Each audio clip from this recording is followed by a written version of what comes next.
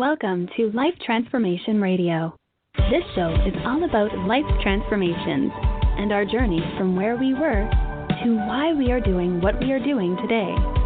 We will discuss the hiccups, the roller coasters, and the blood, sweat, and tears that has been poured out while discovering our purpose. It is all about our transformation. Here is your host, Sean Douglas. Good morning, good afternoon, and good evening. Welcome to another episode of Life Transformation Radio. I'm your host, Master Resilience Implementer, TEDx speaker, business positioning strategist, and international best-selling author, Sean Douglas. This show is currently heard in over 90 countries. So whether it's your first time joining us or you've been listening to us for some time, I want to thank you to those who are listening from around the world. Life Transformation Radio is all about our transformation. Here, we tell the stories of why we're doing what we're doing, highlighting that transformational moment that changed our lives and how we use it to then transform others and elevate their lives as well. You can listen to us live right here on the Blog Talk Radio Network, Tuesday through Friday, 5:30 p.m. Eastern Time. You can also join our Facebook group by searching Life Transformation Radio Community on Facebook. Join that group, interact with the guests, interact with myself and the other listeners long after the episode. You can subscribe, rate, and review the show on podcast apps such as Apple Podcasts, Stitcher, Spreaker, Spotify, TuneIn, Player FM, Radio Public, CastBox, Spreaker, Google Podcasts, Pandora, and we are available on YouTube at Life Transformation Radio. On the show, my guests are entrepreneurs, speakers, business owners, coaches, podcasters, authors, amazing human beings that are impacting the world around them. And my guest today has done exactly that. If you have any questions for any of the guests that I bring on the show during our live broadcast, Tuesday through Friday, 5:30 p.m. Eastern Time, go ahead and give us a call at 657-383-1109. Again, the number is 657-383-1109. We invite you to call in and ask a question to myself or any of the guests that I bring on the show, if you should have them. With that, please help me welcome to the show my amazing guest for today, author and speaker, Kevin White. Kevin, welcome to Life Transformation Radio. Thank you so much, Sean. The pleasure's all mine.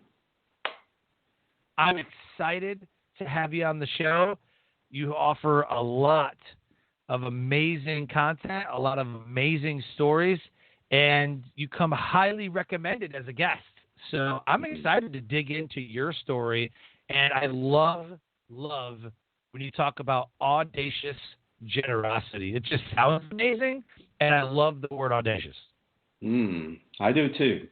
And let me just say, you are my hero. You serving our country as a veteran, and I just really appreciate your military service. And I love this show. So thank you. The honor is mine. I am so grateful to be on your show. Yes, audacious generosity. Can't wait to talk about it. I'm very, very grateful. Very, very grateful. Thank you. Mm-hmm. The title of this episode is Audacious Generosity with author and speaker, Kevin White. As an author, speaker, and leader, Kevin White is convinced that audacious generosity transforms the world. Kevin's on a mission to empower a culture of generosity throughout the world with his book, Audacious Generosity, and his annual campaign, Generosity Award. A seasoned pastor and entrepreneur, Kevin founded with Love From Jesus Ministries in 1999 to distribute essential resources to high-need populations.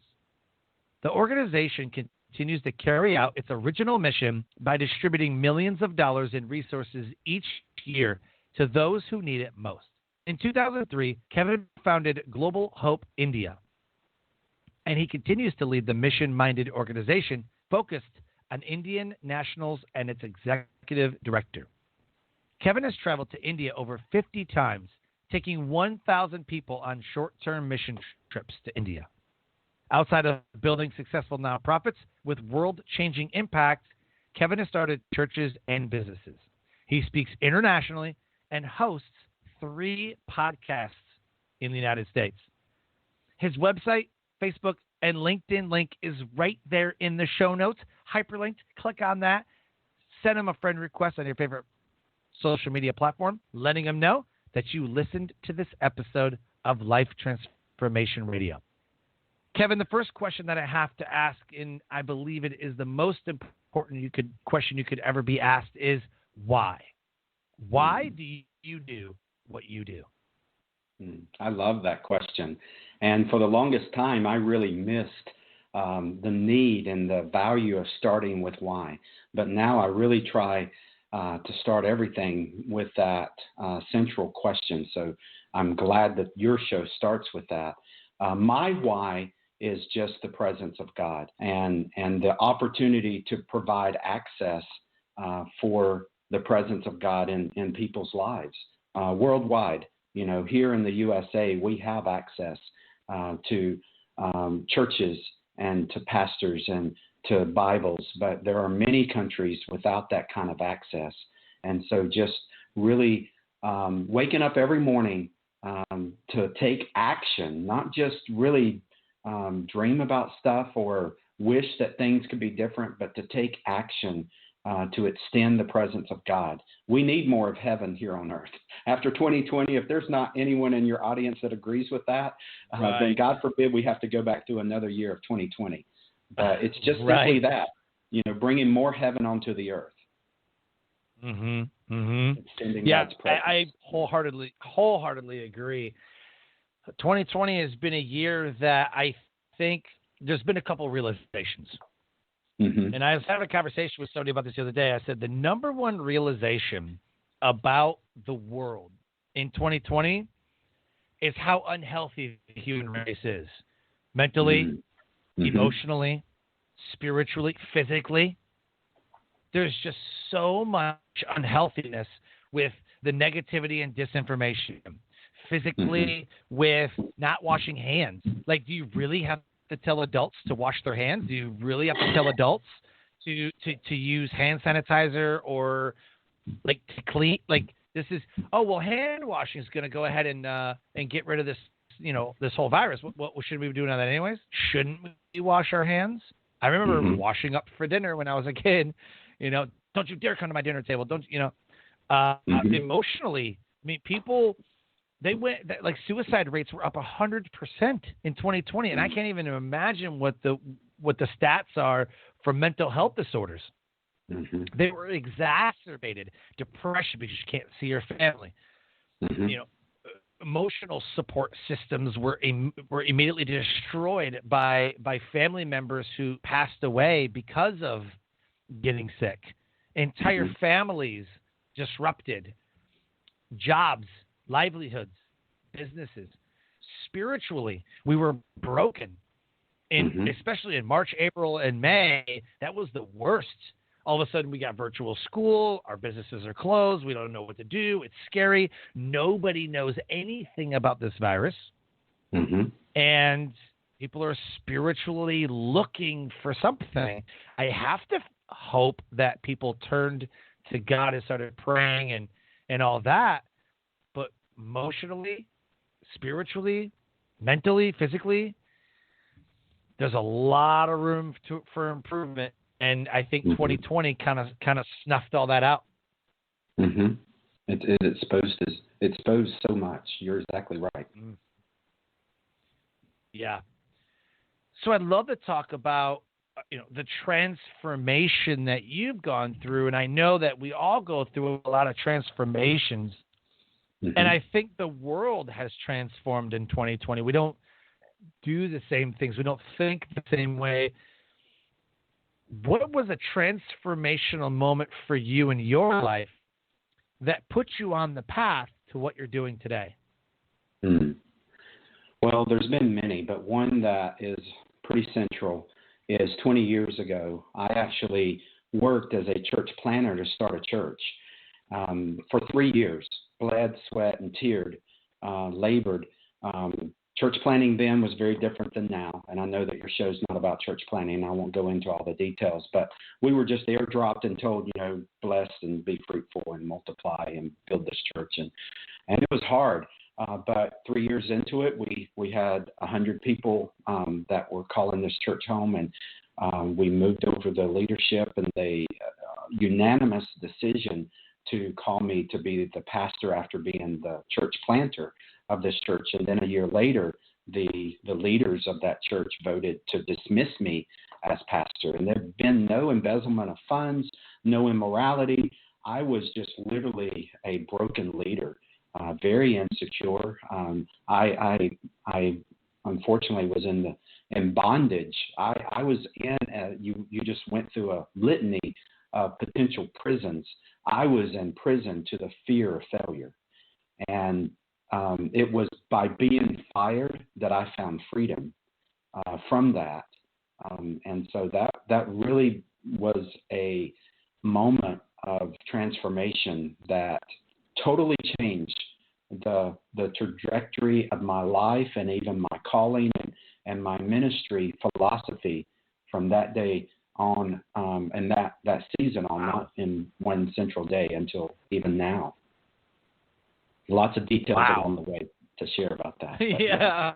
I'm kind of rolling it around in my head. I'm like, wow. I mean, you covered a lot of those up or even obstacles that someone could go through. I can't even imagine, because everyone has a mission. And while you were talking about it, and I'm listening, I can feel like it affected you. I can feel, through your words that this moment, that you hold it in a place where I've been there, really don't want to go back. Yeah. And what was missing in my perspective was the presence of God. And so I have to confess to your audience, I was not only a person of faith, I identified obviously as a follower of Christ and as a Christian, but I'm a leader in the church. I am what many would refer to as a minister, a gospel worker, and here I am broken, and I'm in bondage to the fear of failure, and so I was a workaholic for God. If there ever could have been one, it was me. And I was literally working myself to an early grave. Had there not been an intervention, I probably would have died. My marriage would have ended. Our family would have been destroyed. And so I'm very grateful for having those leaders that went through that painful decision to dismiss me as their pastor. And it really forced me to come to that place of valuing the presence of God. And that's really when it rewrote my mission and the why I told you earlier. The why I get up is to pursue the presence of God. Now it's all about presence. Then it was about just achieving success. And there's nothing wrong with that. That sounds great. And I wanted to be influential, and I wanted to do great things. And in the earthly view of building this church, there was a lot of great things that could be measured, but I was really missing the mark at the end of the day. Because my relationship with God, I know this isn't necessarily a religious show, but my relationship with God was very broken, even as a minister of the gospel. And I saw, like when I was dismissed as pastor, I was so angry at God. I felt so betrayed. And I not only wanted to quit the ministry, I wanted to die. 2020, the suicide rate is dramatically increased. I was right there wanting to just please just give me some way that I could just end it right here and now. But God, we see that in the scripture, but God. And now I see God as a cheerful giver. And so talk about going 360. It really has been a transformational experience. Mm-hmm. I wrote a book in 2016 called Decisions, The Power to Overcome Self-Defeating Behavior. And I'd given it to my pastor here in North Carolina at the Bridge Church. Shout out to Pastor Farrell. And he made a sermon series about my book. Awesome. And I just want to I want to read just this one part here for a couple of seconds, and I think you'll get a kick out of it. So I was raised Roman Catholic, and I couldn't take it anymore. When I was 18 and I joined the military, I was like, I'm out of here. Like, this thing's a cult. I can't even believe that people believe this stuff. I got to go confess to a guy in a box about, and then all of a sudden I'm absolved because I said 8 Hail Marys. Like, I couldn't do it, right? So I left, like, everything. I didn't believe in anything. I just did my own thing. So I was drinking and partying, and 2008, my life led to suicide. I tried to commit suicide in 2008. I was deployed a lot. I had a lot going on. So I wrote this book in 2016, and this moment right here takes place in 2014. So I joined the military in 2001 and never went to church.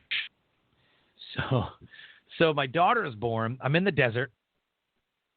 I was deployed in 2014. My daughter was born, and I said, and I got orders to Korea. And I said I was devastated that I had to leave right before my daughter's first birthday. I told Candy, I said, she's now going to church while I was deployed, that she'd better pray for my orders to be canceled. She kept telling me how I needed to go with her and pray myself. I kept refusing until one day I couldn't take it anymore, and I attended a service kicking and screaming. I attended a service with full skepticism and closed-mindedness. I was thinking, this is going to be boring. The preacher just tells you what you want to hear, just wants you to give the church money. The first service I attended at the Bridge, and what do they talk about in the sermon? The pastor is preaching about how everyone needs to serve God by giving their tithe. I turned to Candy and I gasped, see, the church only wants money. I told you I'm right. I'm leaving. I'll be in the car. Candy pleaded with me to stay and hear the pastor out. I sat through the sermon, arms crossed, mad the rest of the time. After service, Candy begged me to keep going back and that it was going to be different each time. I was so closed off at this point, I didn't care what she said as long as she left me alone. I was pleasantly surprised a few Sundays later when the pastor preached on different subjects and felt like they were relevant. As I continued attending service, I felt more and more open to the pastor's message. Pretty soon, I would wake up excited to go to church. The more I went, the more I felt a transformation happening inside of me. God was working in my life the entire time. He was in me, stirring things around and tossing stuff out like it was spring cleaning. I didn't feel the weight of the world on my back anymore. I didn't feel the temptations to drink and be rude to my wife and kids. My self-defeating behavior seemed to dissipate little by little, Sunday after Sunday, and it felt calmer and more at ease. A breath of fresh air was breathed into my life, and I felt renewed and rejuvenated. Towards the end of 2014, our family never missed a Sunday service, and we started committing ourselves to Christ as a family. Sometimes our lives had to be completely shaken up, changed, and rearranged to locate us to the place that we're meant to be. It could take days, months, or even years for that transformation to be complete. Recognizing this process is very hard while walking through the fire, but when you get to the other side and you compartmentalize everything you have been through and how it caused you to become stronger, it is that moment you realize how powerful your will truly is. God is and always has been in control of our lives, and I'm so thankful I was welcomed back into his kingdom. That is great, Sean. Bravo. That moment, he pulls me aside. He goes, I'm doing a sermon series on your book. It's going to be on transformation. It's going to be on what happens little by little and how strong you actually are because of His will, and we serve, and we just have been completely transformed as a family, completely blessed. So I felt compelled to kind of read that passage because of what your transformation, I was like, I was there. I feel everything that you're talking about. Yeah. And I hear your resistance, from resistance to surrender. That's transformation. Was there resistance? And that's what I long for as a result of my book, because when you think of audacious generosity, you are confronting resistance. Everybody runs in the opposite direction when we start talking about giving. But yet, if they saw the truth of God's word as it's laid out in the Bible, and not what pastors and churches have made us to feel at times, and I don't blame them. I'm not trying to pick on anyone. It's just a temptation, I believe, from hell. It's from the enemy that really wants to rob us. I mean, the enemy's been identified as a thief, and he wants to rob us of the blessings of God. And so if he can convince us that giving is a threat to us instead of a pathway to blessing, then he can rob us of entering in to that place of blessing that Jesus said it's more blessed to give than to receive. And we all know the incredible blessing of getting gifts, birthdays, Christmas gifts, promotions, bonuses, you name it. We love it. And Jesus said something very audacious, very radical, that it's more blessed to give than to receive. And so I'm going to sort of be a spoiler alert, because you told me that you're going to ask what my message is. And really, the primary thing that I am beating through this book is God is the giver. It is not Sean. It's not Kevin. It is God that's the giver. And that takes the pressure off of us. And if pastors would open up their stewardship series with that proclamation, and then really teach that, I really think less people would resist the subject of giving, because unfortunately we've just all been made to feel like and been made to feel pressured about the subject of giving, and made to feel like we're the giver. Sure. And it depends upon what's in our wallet. But in my book, I really lay it out. And I put a biblical basis showing out of God's word that he is the giver. The word makes it very clear. And I'm a pastor, so I'm going to have to hit pause very quickly here, or I'll start preaching. But giving depends upon what he puts into our hands. It's not about how much is in my wallet or in your 401k. It's all about what's in God's heaven. And will we allow him will we be a channel by which he distributes those resources from heaven onto the earth? It's that simple. And then there's no limit to giving. All of a sudden it went, and that's what happened. Like, I'm a workaholic, really thinking God was expecting. If it is to be, it's up to me. And I live by that mantra. And so my 60-hour work week became 70, became 80, became 90. And I really thought that's what God expected of me. And then I realized that there's a lot of verses. There's more verses about resting in the Bible than there is about doing the Lord's work. And I saw that, and I would get angry. I mean, like, angry about verses about I have not come to give life, but to give abundant life. And I'd be like, I want abundant life, but where is this? I get really frustrated about that. And then about, I've come to give you rest. And I'd feel like I am exhausted. I would love to have some rest, but I had no clue how to get there.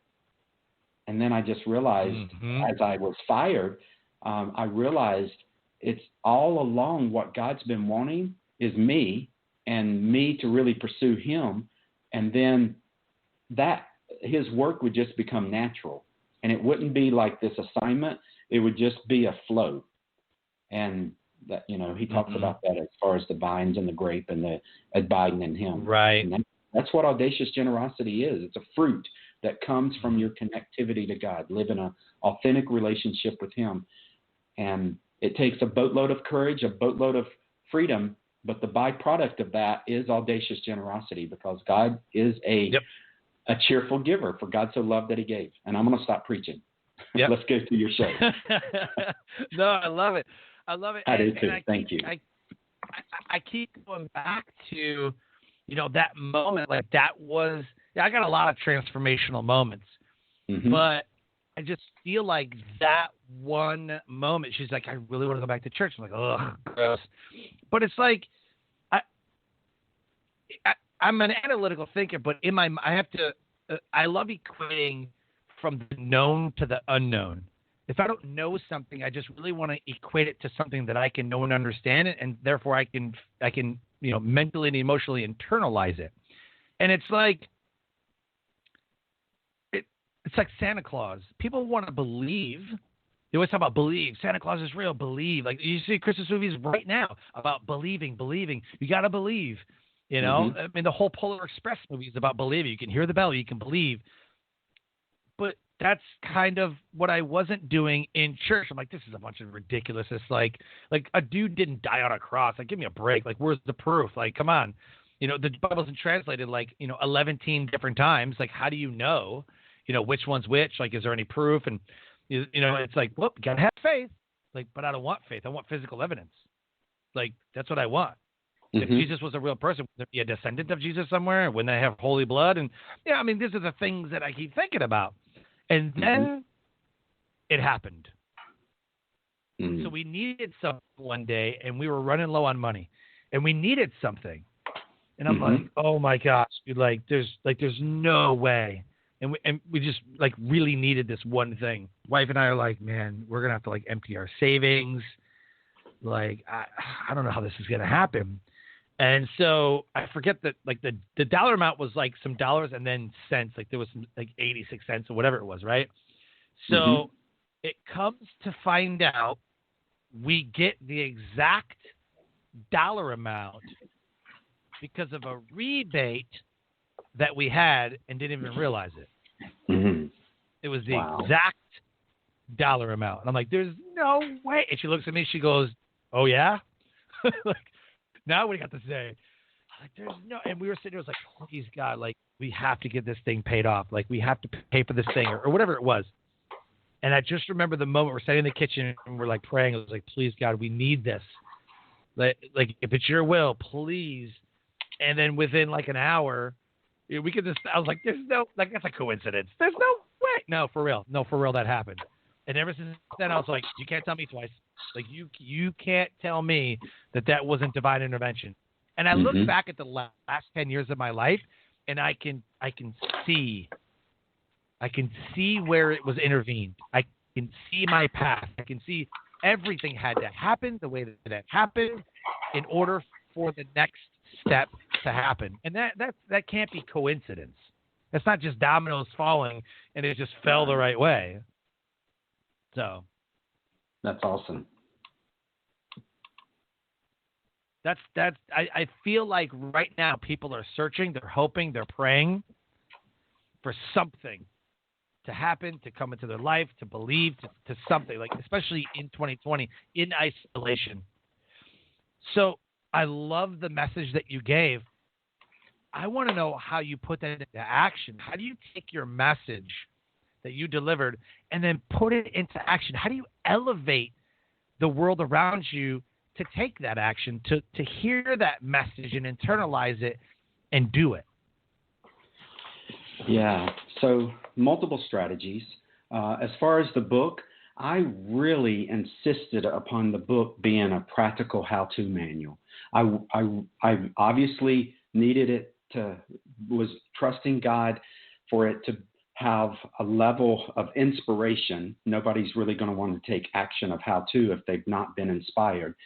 And I'm grateful for the inspiration there, but I'm also equally grateful for just the practicality of it. And so the book is divided into 3 sections, and they really are call to actions. Setting God free, section 1. Section 2 is setting yourself free, and section 3 is setting others free. Very bold call to actions, but they're broken down into three very simple steps that really can allow you to position yourself to where you understand the need to set God free. And that's really just surrender and giving him full control. But not only the need, but how to do that. And just taking readers through three very practical steps at the end.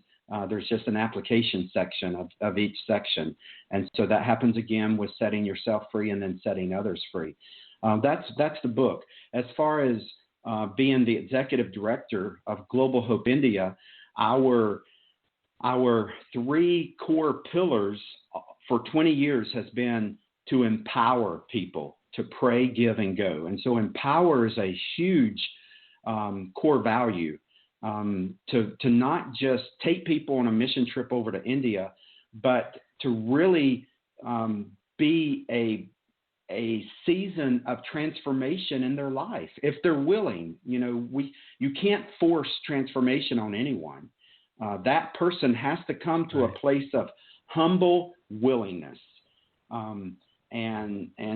So I can't make anybody read my book. They have to choose to read the book. I can't make someone go on a mission trip over to India, but I can sure give you stories. One of my podcasts is Missions Changed My Life podcast. And that's just telling stories of how people have given a witness that it was that mission trip, that international mission trip to India that radically changed their life. And it changed how they relate to their neighbors in their neighborhood and how they worship and how they do their business now open-handedly before God as a result of going over on a mission trip. And so, just really, really empowering people to pray for India, to give to God's work in India, and then to go to India. And obviously international travel is limited right now, but it'll open back up. Thank God for this vaccine. I feel like America has just taken a sigh of relief. The world has taken a sigh of relief. It's going to take time. I think hopefully everyone understands that. This is not going to be a quick fix, but at least there's light at the end of the tunnel now.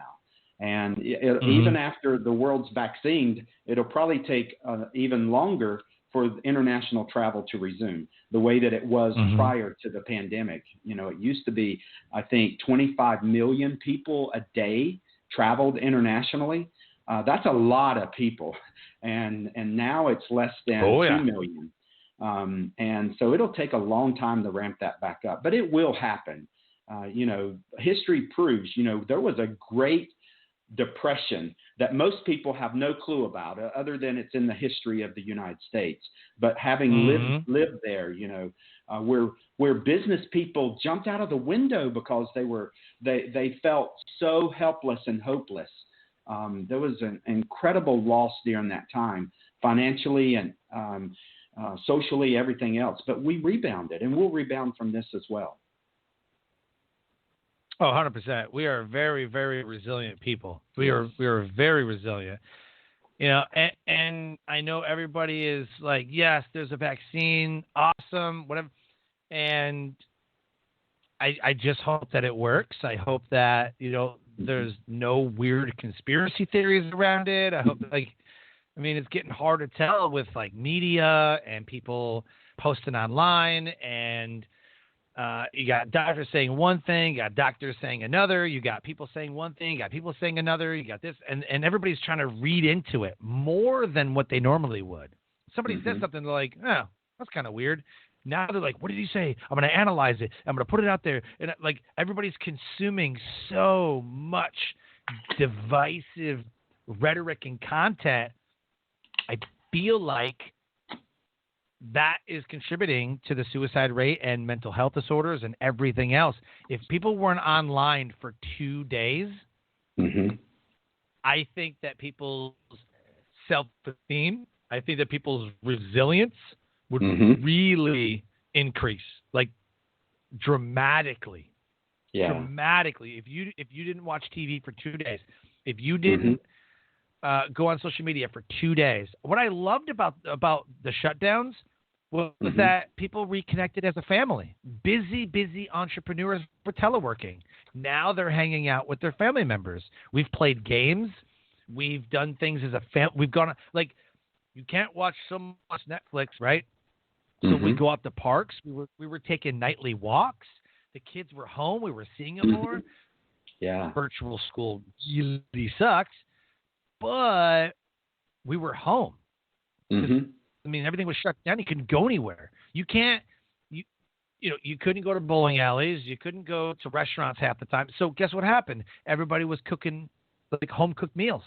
Because you couldn't. I mean, it was just like you just go out to a restaurant. Yeah. I Playing love board that games. part. Playing board games, right? Yeah. Even when churches were shut down, people were going online.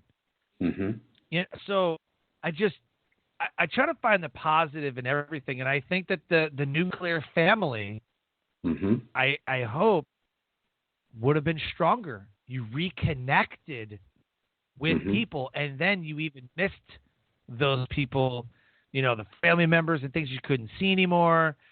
I think that the taking for grantedness wore off a little bit. Because you hear people like, I'm taking a cruise.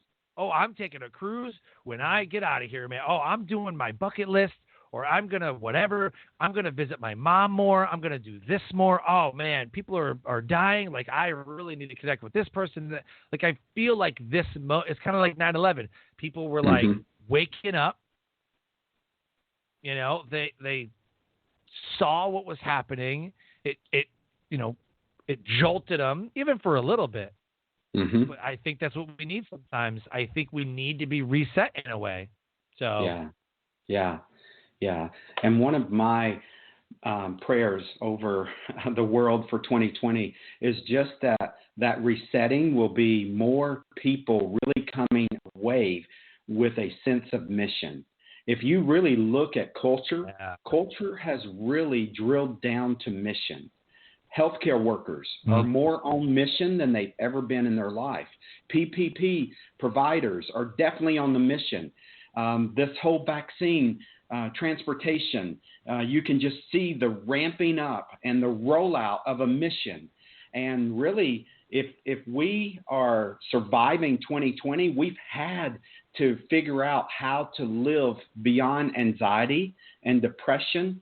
And the greatest gift from God for all of that is a mission. I mean, I've seen addicts that have struggled with addiction, and then they go over on a mission, international mission trip, and they experienced healing because they found a mission. They didn't just go on a mission trip; they found a mission for their life, and it cured their addiction. I can just go on and on and on about the power of mission. And I really see that, as you just talked about, we had really lost our grip about the mission of a family. Right. We desperately had to come home in 2020. And God never, saw coronavirus coming and was shocked by it and said, what on earth are we going to do now? Look at this horrible disease. There is a sovereign plan at play. The Bible promises that which is meant for evil is made for good. I'm not saying God created the coronavirus.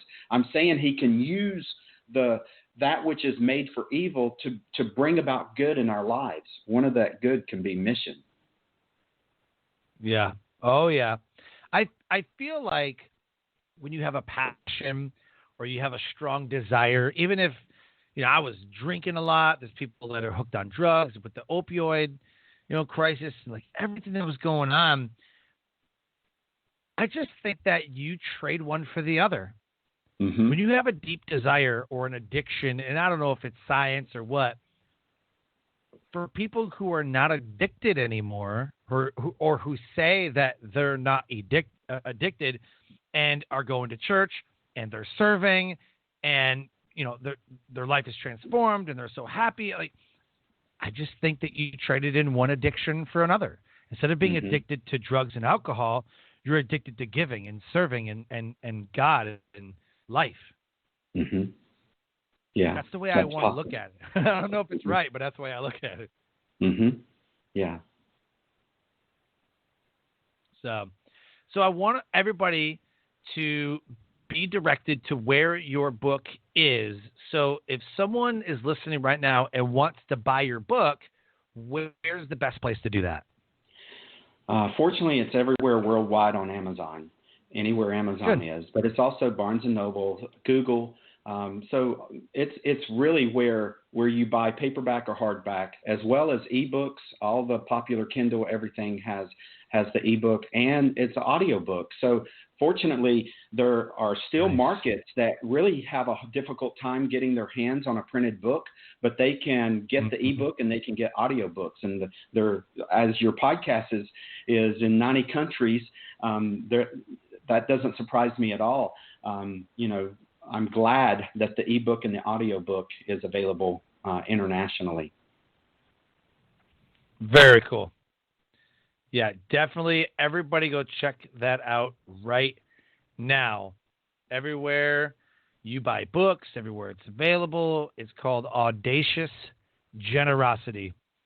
So as we close the show, is there anything that you wanted to cover that we haven't already? No, I'm really grateful for the opportunity. Mm-hmm. And I appreciate that. I appreciate you coming on the show. One final message is just to really encourage everyone to give God a chance whenever it comes to this missing truth in our culture, that God is the giver. Sometimes, I don't know, if you're a person of faith, you have probably at some point been made to feel guilty and remorseful that God loves a cheerful giver. And we think that that comes with a set of expectations from God that we've already failed at. And so again, we resist the whole subject of giving. I've already failed. I'm not a cheerful giver. I don't see the hope of ever being a cheerful giver. Life is already hard enough without really becoming a big giver. And but the reality is, I'm more and more and more convinced we will never become a cheerful giver until we first begin to see God as the cheerful giver. John 3:16, for God so loved that he gave. And now there's like a filter that I read the Bible through, looking at God as the giver, and I see giving everywhere, and I see that he is the giver. And that just totally changes the hope of giving. And I'm convinced, as you read in your opening, that audacious generosity is what will transform the world in fulfilling the mission of God around the world. Love it. So thank you. Yeah, absolutely thank you. Love it. One last question before we go: is that your favorite verse? That is one that has really been on my mind lately is Matthew 7:11. If you, being evil, know how to give good gifts to your children, then how much more does your heavenly Father love to give good gifts to those who ask him? That will change your perspective on giving as well. I love that verse. Yeah, my two are Jeremiah 29:11. Yeah, which is, for I know the plans I have for you, not to harm you, but to prosper you. And that was, when I heard that, cause again, I was raised Roman Catholic. I did the whole Catholic thing. I know a lot of like what's in Scripture, but I heard that again in the context of, we may not know what's going to happen in life, but he does. And I was like, no. And when I heard it again, I think I was just in a different place. Then I was like, well, I had to go through 2008 and trying to take my life to make me a speaker, to give a message, to make me, have a podcast, to have a platform to tell my message on. I had to have God in my life so that I had the power to give a message. It just all makes sense, And then the other one that I really love is 1 John, that says that for he is greater in you than he who is in the world, which means that you are the church. You are the vessel from which God gives and delivers. So he is greater in you than he who is in the world. God could just be the world. And people are like, oh yeah, he's there. Like I believe in him, and they just not follow his either commandments or rules, whatever. But when he's in you, which is I think was the piece missing for me, was I didn't have a relationship with him. It was like, oh yeah, he's just, Me too. kind of like, oh yeah, I got that one uncle. One uncle. He only comes around for Christmas. So like the pastor will sometimes say, hey, look at all these holiday Christians here. There's a lot of holiday Christians, I think that the relationship is what's missing. And yeah. Amen. I couldn't agree more. And that's exactly my story as well. We share very similar stories. Sounds like it. Yeah. Well, Kevin, again, thank you so much for coming on the show. This has absolutely been amazing. I love everything you're doing, and I look forward to staying in touch and connecting and kind of just following your journey. And I wish you the best and a Merry Christmas for 2020 and into 2021. Yes, Merry Christmas. Happy New Year. God bless you.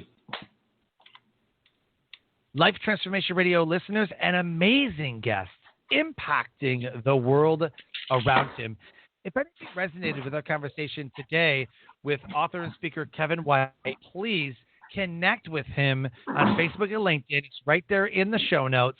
And the website right there, hyperlinked, click on that. Let them know that you listened to this episode of Life Transformation Radio. Go to Amazon and buy Audacious Generosity right now. It's an amazing book. It's going to teach you how to give more and how that transforms your life. As I close, I always say, live your brand. Find opportunities every day to live out the core values that you hold deep in your heart. And I call this living your brand. So until next episode, live an amazing life.